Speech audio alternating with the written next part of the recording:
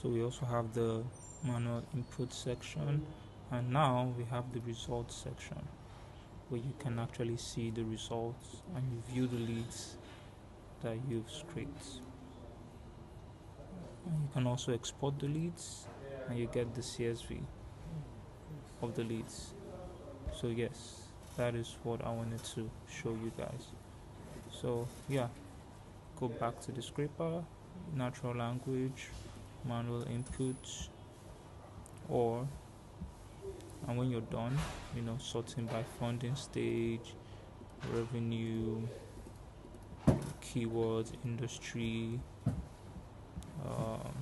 company size, email status, city, seniority level, functional level, number of leads, and you also pick a file name.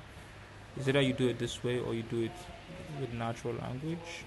And once you're done, you head over to the results, and when your result is completed, you view the leads. As simple as that.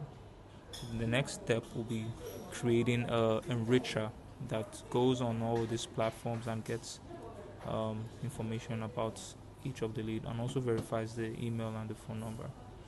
So yeah, that's it.